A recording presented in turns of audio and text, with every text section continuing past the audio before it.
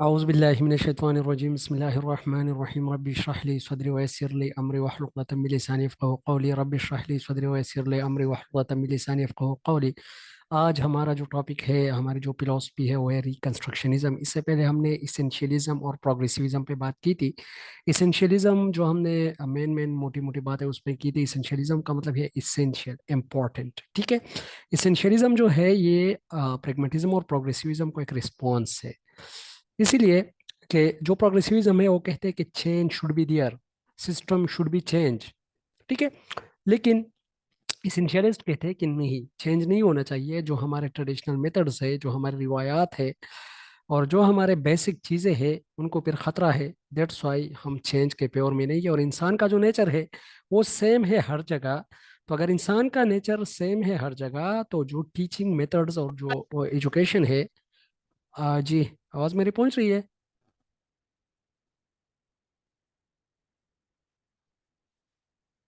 जी उस्मान भाई। हाँ, पहुंच रही थी कि माइक गलती से शायद ऑन हो गया। Okay but okay that's okay off okay now. Okay जी ओके।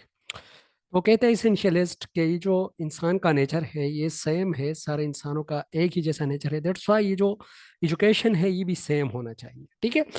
फिर जो प्रेगमेटिस्ट है, प्रेगमेटिस्ट कहते हैं, सॉरी, प्रोग्रेसिविज्म, जॉन डीवी की फिलॉसफी है, वो कहते हैं कि नहीं, लर्निंग थ्रू प्रैक्टिकल लर्निंग होनी चाहिए और स्टूडेंट को बिल्कुल ही फ्रीडम देनी चाहिए। और जो क्लास होनी चाहिए वो स्टूडेंट सेंटर होनी चाहिए। स्टूडेंट थ्रू एक्टिविटीज़ और प्रोजेक्ट बेस्ड लर्निंग करेंगे। उसके साथ कैलपेट्रिक भी है जो है, जिन्होंने प्रोजेक्ट मेथड का कंसेप्ट दिया था। ठीक है, आज इंशाल्लाह हम पढ़ रहे हैं रिकंस्ट्रक्शनिज्म। रिकंस्ट्रक्शनिज्म को हम क्रिटिकल थ्योरी भी कहते हैं। रिकंस्ट्रक्शनिज्म थ्योडर ब्रेमल की एक फिलॉसफी है। जॉर्ज काउंट्स एंड पालो प्रायर, ये पालो प्रायर और ट्यूडर ब्रेमल ये इंपॉर्टेंट है थोड़े। मेन थीम इसकी क्या है? Social construction, knowledge shall be construct and change, ठीक है। ये कहते हैं ये जो नॉलेज है ये रिकंस्ट्रक्ट होना चाहिए, नए सिरे से ये तामीर होना चाहिए। क्योंकि ये जो नॉलेज है ये डोमिनेंट कैपिटलिस्ट क्लास की बनी हुई है। स्पेशली पालो प्रायर कहता है, चूंकि पालो प्रायर जो है इसका ताल्लुक ब्राज़ील से था और इसकी पैदाइश जो है, इसकी 21 साल की उम्र में इसकी जो वालिद साहब है वो दुनिया से चला जाता है। तो इसके बाद ये जो है बिल्कुल इसको इकोनॉमिक क्राइसिस आ जाता है और एक ऐसे मतलब इकोनॉमिक चैलेंजेस इसको आ जाते हैं कि ये एक इनको पता होता है कि किसी तरह हमने जो है एक एक ओप्रेस्ड क्लास में किसी तरह एक बंदा एजुकेशन हासिल करता है और एक ओप्रेस्ड क्लास में वो कोशिश करता है कि अपना एजुकेशन कंटिन्यू कर ले और वो फिर आखिर कामयाब हो जाता है। तो इसीलिए उसकी फिलॉसफी को, इसी फिलॉसफी को पालो प्रायर जो है वो क्रिटिकल थ्योरी या क्रिटिकल पेडागाजी या फिलॉसफी ऑफ ऑपरेस्ट भी कहते हैं, ठीक है।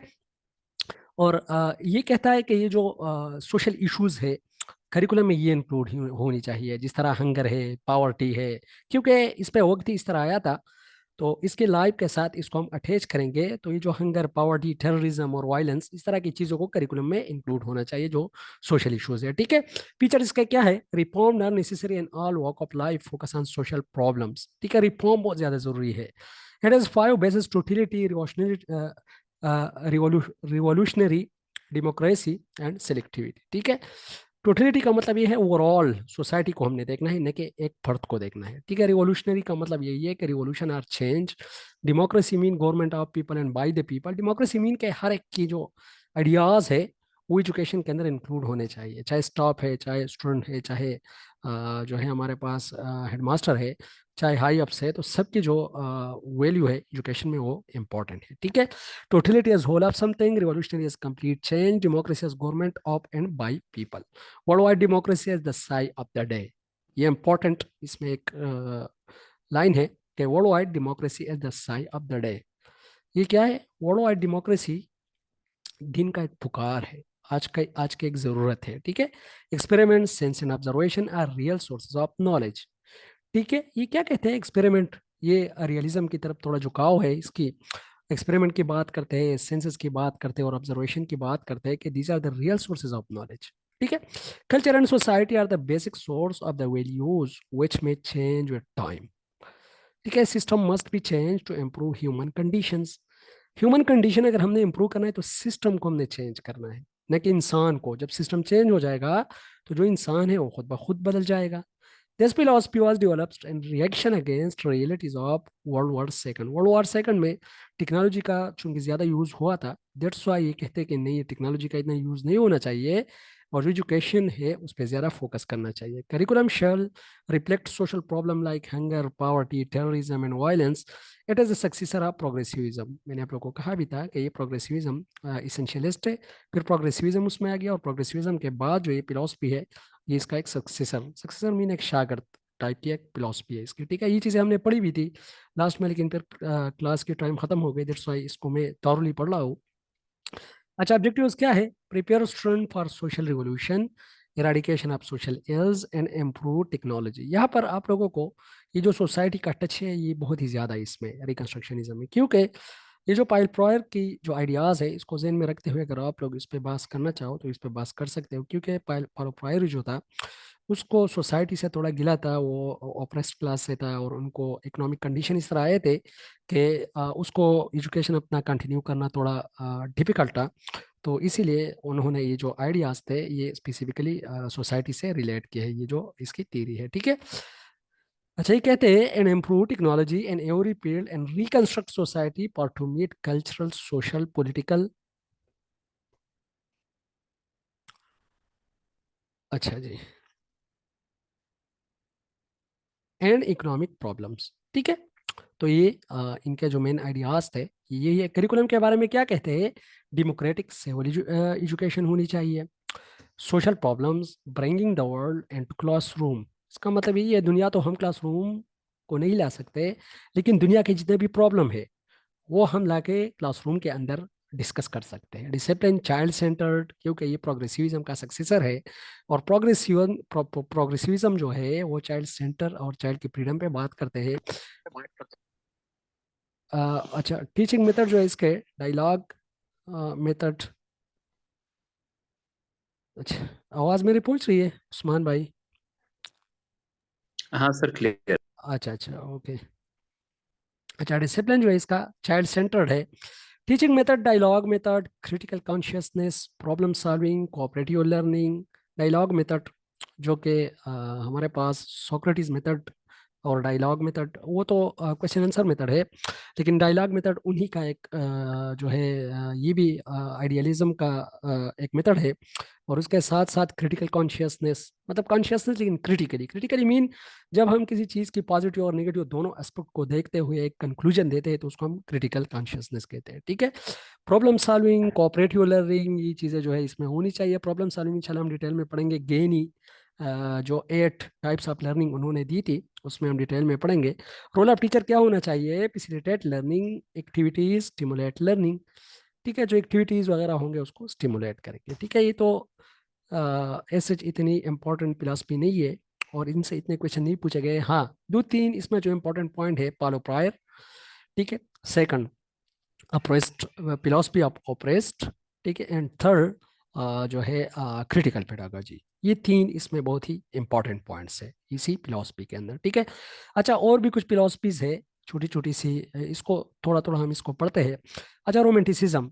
रोमेंटिसिज्म का दौर जो है ये रोसियो की जो नेचुरलिज्म फिलॉसफी है ये थोड़ा उससे जो है मीट करती है, क्योंकि रोमेंटिसिज्म में इस तरह हुआ था कि एक बच्चा था उसी दौर में, और वो जो बच्चा था वो मतलब मेंटली कुछ और बनना चाहता था, उसका जो लगाव था, जो मोहब्बत था, वो आर्टिस्ट था।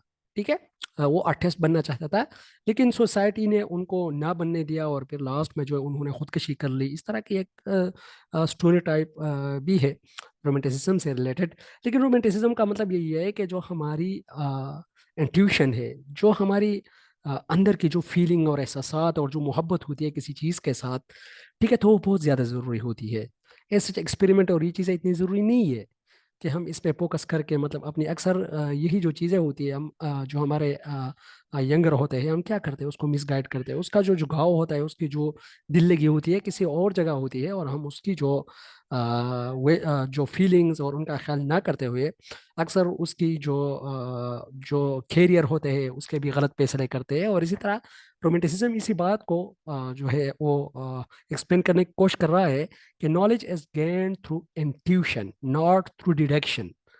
ठीक है, मतलब कुछ एक्सपेरिमेंट वगैरह जरूरी नहीं है कि हम उससे नॉलेज गेन कर लें, ये इंट्यूशन से जरूरी है। जिस तरह रोसो जो है नेचुरलिज्म में भी कहता है कि स्टूडेंट को, बच्चों को छोड़ो, फ्रीली छोड़ो, बस ये जो नेचर है ये इसको खुद ब खुद सिखाने की कोशिश करेगा। और रोसो कहता है कि 12 साल तक किसी भी बच्चे को फॉर्मल एजुकेशन के अंदर ना बिठाओ, क्योंकि उसकी जो क्रिएटिविटी है वो खुद ब खुद खत्म हो जाती है। और रोसो ने, मैंने आप लोगों को कहा भी था कि रोसो ने निगेटिव एजुकेशन का कॉन्सेप्ट दिया था, जिसमें इन्होंने कहा था कि बच्चे को निगेटिव एजुकेशन बहुत ज़्यादा ज़रूरी है। ठीक है, बच्चे को आप लोग इस तरह ना कहो कि आपने ये करना, ये नहीं करना। अगर एक बच्चा है वो जा रहा है, आपने इसको मना करना है कि बच्चे ना जाओ, आपका सर जो है वो टेबल से टकराएगा। तो अगर एक बार उसका सर टेबल से टकरा जाए तो दिन उसको जो पनिश मिलेगी, उनको जो दर्द मिलेगा, तो अगेन वो ऐसा नहीं करेगा। ये नेचर उसको सिखा रहा है, ये रोसो ये एक्सप्लेन करने की कोशिश कर रहा है। ठीक है, तो यहाँ पर रोसो जो है ये कहता है कि ये इंट्यूशन जो है ये बहुत ज़्यादा ज़रूरी है डिडक्शन से। इंट्यूशन जरूरी है। डिडक्शन मैंने आप लोगों को पहले भी कहा था, deduction is from top to bottom और फ्रॉम जनरल टू स्पेसिफिक। जब हम जाते हैं तो उसको हम डिडक्शन कहते हैं। ठीक है, या फ्रॉम थ्योरी टू डेटा। ठीक है, this is a student centre philosophy in the school there shall be no classes. ये देखो, ये वही फिलोसफी है, नाम जस्ट रोमांटिसिज्म है, और जितनी भी चीज़ें हैं ये वही है। लेकिन रोमांटिसिज्म स्पेसिफिकली ये लिटरेचर में ज़्यादा यूज़ होता है, जो इंग्लिश लिटरेचर है उसमें ये ज़्यादा यूज़ होता है। ठीक है, in the schools there shall be no classes, classes नहीं होनी चाहिए। मैंने पहले भी आप लोग को कहा कि 12 साल तक ये बिल्कुल क्लासेस के अगेंस्ट है। ये कहता है कि बच्चे को छोड़ो, बस खुद ही चीज़ें वो सीखेगा। No curriculum and no assessment, exam नहीं होना चाहिए, एक करिकुलम नहीं होना चाहिए। ठीक है, मॉडर्निज्म जो है वर्जीनिया वुल्फ। ठीक है, ज़्यादातर ये उसी टाइम की बात है जब फेमिनिज्म और इस तरह की बातें हो रही थी। वर्जीनिया वुल्फ जो है, she is the founder of modernism. और उन्होंने स्पेसिफिकली जो ऑप्रेस्ड क्लास था उसके लिए थोड़ा क्वेश्चन रेज किया था कि जो ऑप्रेस्ड क्लास है, जो मार्जिनलाइज्ड क्लास है, उसको हमने जो है थोड़ा एम्पावर करना है। ठीक है, एक्सप्लॉयटेशन नहीं होनी चाहिए सोसाइटी के अंदर। They believe that rational and logical thinking shall be used to gain knowledge and reject realism. ठीक है, मतलब ये रेशनल नॉलेज पे बिलीव करते हैं, रीजन पे बिलीव करते हैं, और लॉजिक पे जो है उस पे बिलीव करते हैं। फिर पोस्ट मॉडर्निज्म जो है, मॉडर्निज्म का एक रिस्पॉन्स है। दे reject logical thinking and bases on unscientific and irrational thoughts process. They uses a mixture of conventional style. ये कहते हैं कि दोनों, मतलब जो हमारी इंट्यूशन है वो भी इंपॉर्टेंट है, जो एक्सपेरिमेंट है वो भी इंपॉर्टेंट है। क्योंकि इंट्यूशन, वजदान जिसको हम कहते हैं, इसका ताल्लुक आइडियाज और स्पिरिचुअलिटी के साथ है। लेकिन जो हमारा लॉजिक, थिंकिंग, रेशनैलिटी और इस तरह के, सॉरी थिंकिंग नहीं, जो एक्सपेरिमेंट है या ऑब्जेक्टिव रियलिटी जो है, इसका ताल्लुक चूंकि एक्सपेरिमेंट और साइंटिफिक मेथड से है, तो इसीलिए दोनों जो है ये ज़रूरी है इंसान की जो रियलिटी है, रियलिटी तक पहुंचने के लिए। ठीक है, अच्छा, ट्रांसेंडेंटलिज्म, ये थोड़े इंपॉर्टेंट है। ट्रांसेंडेंटलिज्म का मतलब ये है beyond physical world, beyond sense experience. ठीक है, अच्छा, इब्न Rushd and Rob Waldo immersion. इंशाल्लाह इब्न रुश्द को हम आगे पढ़ेंगे बिल्कुल ही डिटेल में। इसकी जो कंट्रीब्यूशन है बहुत ही ज़्यादा है।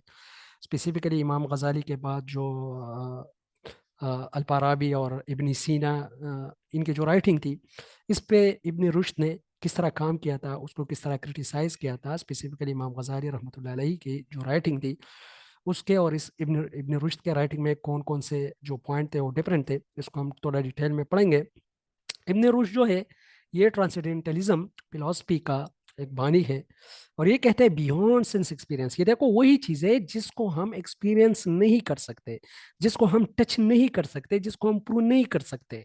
ठीक है, ये उससे भी बियॉन्ड चीज़ है। मतलब फॉर एग्जाम्पल अगर हम कहें कि अल्लाह ताला की ज़ात, ठीक है, तो हम टच नहीं कर सकते, लेकिन हम कहेंगे, बिलीव करेंगे इस पे। जितने भी फिलोसफीज हमने पढ़ी है, तो स्पेसिफिकली वो वेस्टर्न फिलोसफीज थी, और वो अल्लाह ताला पे यकीन नहीं रखते थे। इब्न रुश्द और रॉब वर्ल्ड एमर्सन की जो फिलॉसफीज है, इसमें वही बंदे इंक्लूड है जो कि अल्लाह ताला की ज़ात पे यकीन करते हैं।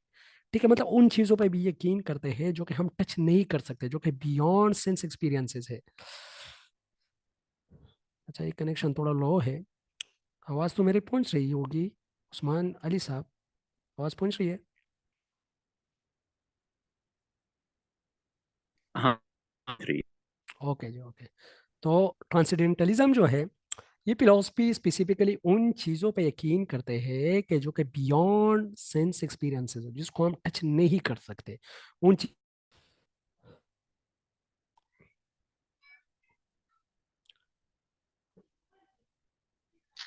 अच्छा जी, ये नेट का थोड़ा इशू चल रहा है, थोड़ा गुजारा कीजिएगा। ठीक है।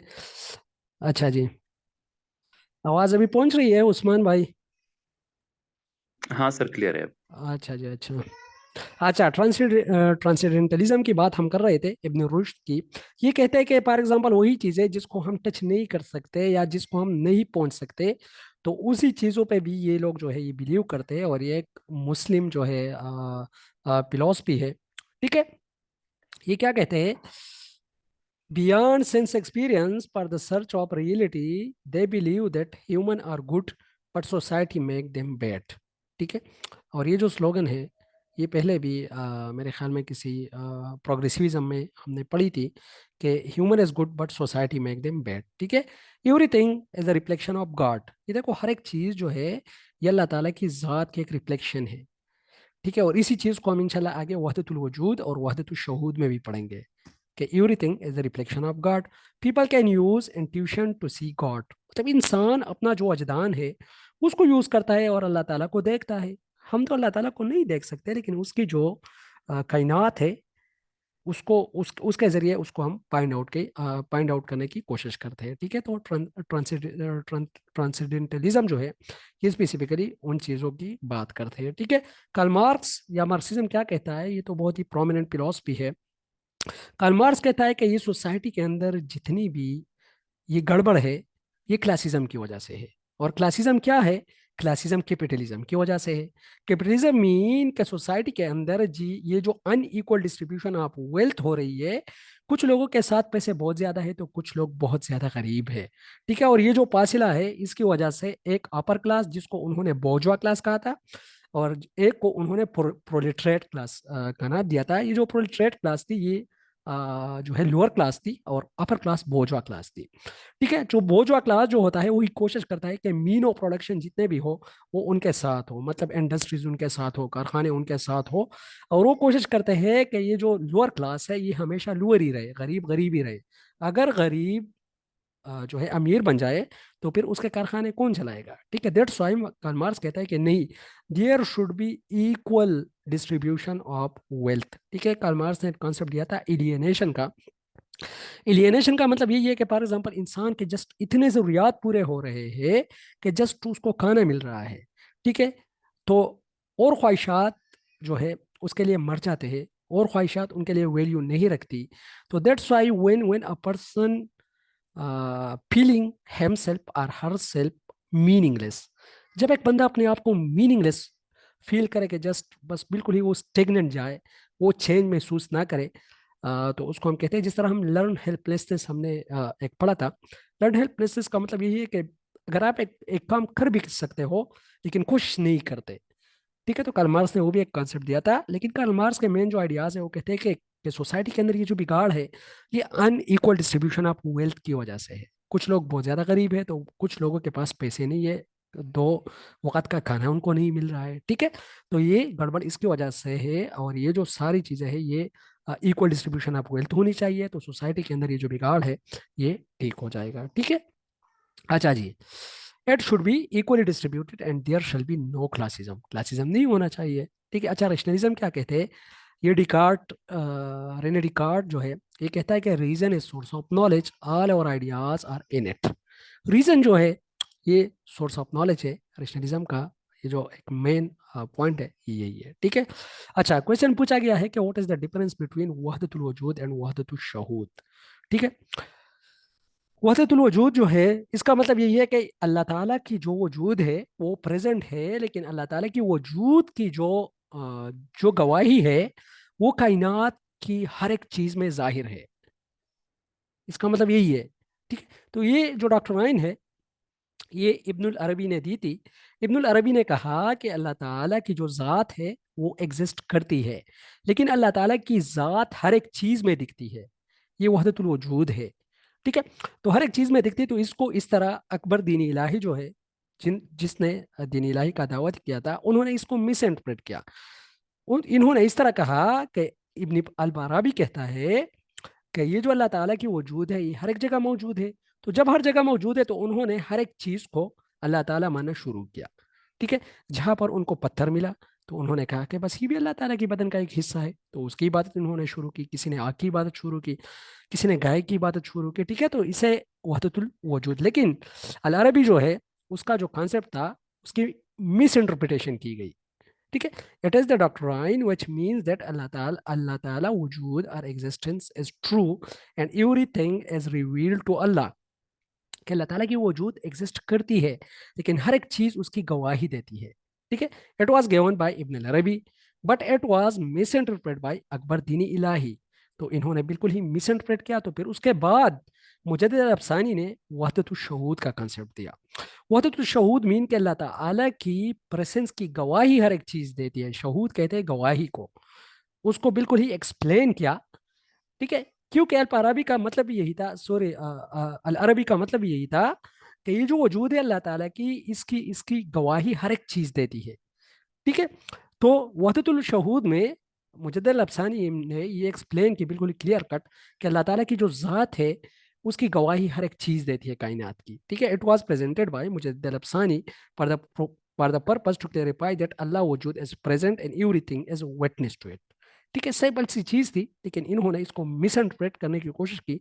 दैट्स वाई ये जो मुजद्दिद अल अफसानी है, इन्होंने फिर इसको ठीक किया और इसको एक्सप्लेन किया अच्छी तरह। ठीक है, अच्छा जी, आगे हम पढ़ते हैं। अच्छा, मुस्लिम एजुकेशनिस्ट फिलोसफर। अच्छा, वो जो चैप्टर है हमारा फिलोसफी का, ये क्लोज हो गया यहाँ पर। इसमें जितनी भी इंपॉर्टेंट चीज़ें थी इंटरव्यू के हवाले से ये कंप्लीट हो गई। आगे इंशाल्लाह हम जाते हैं हिस्ट्री ऑफ एजुकेशन की तरफ। और हिस्ट्री ऑफ एजुकेशन में स्पेसिफिकली हम पढ़ेंगे पहले मुस्लिम एजुकेशनिस्ट को। ठीक है, मुस्लिम एजुकेशनिस्ट में हम थारोली जाएंगे। ठीक है, चूंकि मुस्लिम एजुकेशनिस्ट को कुछ चीज़ें यहाँ पर इस तरह है कि जो हम लिंक करेंगे वेस्टर्न और ग्रीस के जो फिलोसफर्स है एजुकेशनिस्ट, उसके साथ हम इसको लिंक करेंगे। आप लोगों को पता होना चाहिए कि सोक्रेटिस जो था, he was the first man and he was the first philosopher. ठीक है, सोक्रेटिस सबसे पहला जो फिलोसफर था जिनके जो राइटिंग और जिनके जो ख्यालात थे वो स्पेसिफिकली प्लेटो ने पुट किए हैं। ठीक है, प्लेटो सोक्रेटिस का शागिर्द था और एरिस्टोटल जो है वो प्लेटो का शागिर्द था। ठीक है, और इन तीनों का ताल्लुक जो है वो ग्रीस से है और एक ग्रीस फिलोसफर है, एजुकेशनिस्ट है। ठीक है, अभी जब प्लेटो और एरिस्टोटल, इनकी जो राइटिंग थी स्पेसिफिकली एरिस्टोटल की, ये बहुत ज्यादा इंपॉर्टेंट थी। तो अल्पाराबी और इब्न सीना को ये ड्यूटी दी गई, उन्होंने बहुत ही ज्यादा काम किया एरिस्टोटल के लिटरेचर के ऊपर कि एरिस्टोटल का जितना भी काम है उसको हम ट्रांसलेट करें। और उसको जब उन्होंने ट्रांसलेट किया तो इमाम गजाली रहमतुल्लाह अलैहि ने फिर जब उनका काम पढ़ा, जो इब्न अरबी और इब्न सीना ने जो ट्रांसलेशन की थी, जो इंटरप्रिटेशन की थी, इमाम गजाली ने इमाम गजाली रहमतुल्लाह अलैहि ने जब उसका काम पढ़ा, उसकी कंट्रीब्यूशन पढ़ी, तो उन्होंने ये पढ़ा कि ये जो एरिस्टोटल है, ये चूंकि काफिर थे, ये बुद्धिस्ट थे, ये बुद्धू की इबादत करते थे। दैट्स वाई आप लोगों ने बिल्कुल ही इसके आइडियाज नहीं पढ़ने। अगर इसके आइडियाज आप लोग पढ़ते हो तो इसका मतलब यही है कि आप लोग काफिर बन जाओगे। इन्होंने एक बहुत ही क्रिटिसिज्म दे दिया, एक फतवा जारी किया इमाम गजाली रहमतुल्लाह अलैहि ने। ठीक है, तो फिर क्या हुआ? फिर इमाम गजाली रहमतुल्लाह अलैहि के बारे में ये भी मशहूर है कि अगर पैगंबर हज़रत मोहम्मद सल्लल्लाहु अलैहि वसल्लम के बाद जितना भी खिदमत का जो है सरशार है, या जो खिदमत की है इबादत की गरज से, सॉरी दीन की गरज से, तो इमाम गजाली ने की है। ठीक है, इमाम गजाली जो है इन्होंने इनकोहेरेंस, मेरे ख्याल में इनकोहेरेंस ऑफ फिलॉसफी, इन्होंने ये कहा था कि ये जो फिलॉसफी और ये जो रिलीजन है, ये दोनों अलग अलग चीज़ें हैं। वहां पर इस तरह हुआ था कि रिलीजन को फिलॉसफीज के साथ मर्ज किया गया था, और ये कहा गया था कि जो एरिस्टोटल था और जो हमारे पास प्लेटो था, प्लेटोनिक इरा जो था, तो उन्होंने इस तरह किया था कि जो लोग थे वहां पर इतने इंस्पायर हो गए थे कि जो रियलिटी की तरफ पहुंचते थे या गॉड की तरफ पहुंचने की कोशिश करते थे, तो वो फिलॉसफी की तरफ, फिलॉसफी के जरिए जो है, फिलॉसफी को यूज करके वो अल्लाह ताला की ज़ात को फाइंड आउट करने की कोशिश करते थे। ठीक है, लेकिन जब इमाम गजाली रहमतुल्लाह अलैहि आए तो इन्होंने कहा कि नहीं, philosophy is something else while religion is something else. ठीक है, और इन्होंने कहा कि जो लोग भी फिलॉसफी पढ़ेगा वो काफिर होगा, और स्पेसिफिकली जो लोग भी एरिस्टोटल की फिलॉसफी को टच करेगा तो वो बिल्कुल ही दीन से खारिज होगा। ठीक है, इस पे काम किसने किया था? अल-फाराबी और इब्न सीना ने पहले। ठीक है, बाद में इब्न रुश्द आता है। इब्न रुश्द कहता है कि नहीं, इब्न रुश्द को अगेन याकूब अलैहिस्सलाम, जो कि हमारे पास यूसुफ अलैहिस्सलाम का वालिद साहब था, उसी टाइम में याकूब अलैहिस्सलाम ने उसको फिर हुक्म दिया, इब्न रुश्द को, कि आपने अगेन जो वर्क है एरिस्टोटल की, उसको पढ़ के आपने उस पर काम करना है। ठीक है, उसको ट्रांसलेट करना है, उसकी जो चीज़ें हैं। ठीक है, तो फिर इब्न रुश्द ने जब उस पर काम स्टार्ट किया, और जब उनके पढ़े आइडियाज एरिस्टोटल के, और जब पढ़े आइडियाज आप इब्न सीना और अल्फाराबी के, तो इन्होंने ये फाइंड आउट किया कि जो इब्न सीना और अल्फाराबी ने जिसी तरह इंटरप्रिटेशन की है ये एरिस्टोटल की आइडियाज और एरिस्टोटल की काम की, वो गलत है। उन्होंने जस्ट उसको एक्सप्लेन किया है, उस पर ना तकलीद किया है ना उस पर रिसर्च किया है, जस्ट उन्होंने गलत किया है। ठीक है, और इसको गलत करके इमाम गजाली रहमतुल्लाह अलैहि जो है, उन्होंने भी इसको मतलब उसी को बेस बनाते हुए उनको गलत पितवा दिया है कि ये जो फिलॉसफी है दिस इज समथिंग एल्स, और फिलॉसफर जो है वो रिलीजन से दूर है, और रिलीजन और फिलॉसफी को दोनों को मर्ज नहीं करना चाहिए।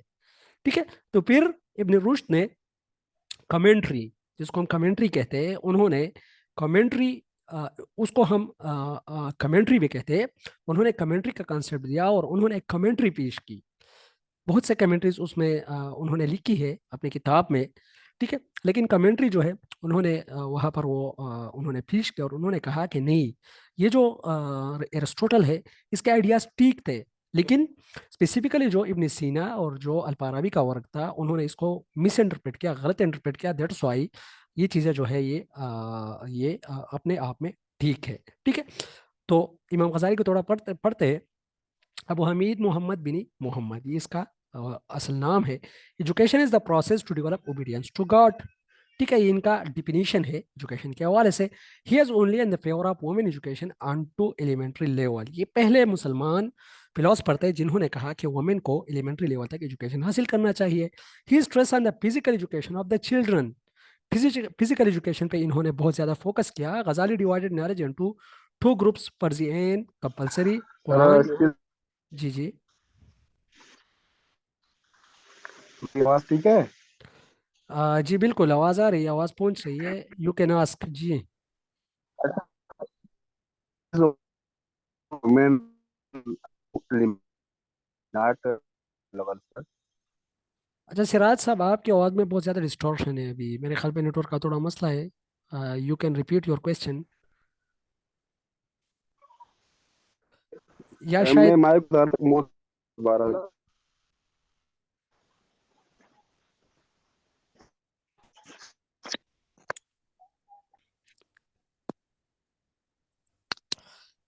जी जी सिराज भाई, अभी आप अपना क्वेश्चन आप पूछ सकते हो, ये कनेक्शन की जी सर, पहले अस्सलाम वालेकुम। और इसके जी बाद मैं वालेकुम कह रहा था सलाम। कि अल गजाली जो है ना, उन्होंने यहाँ पर आपने एक पॉइंट पढ़ा कि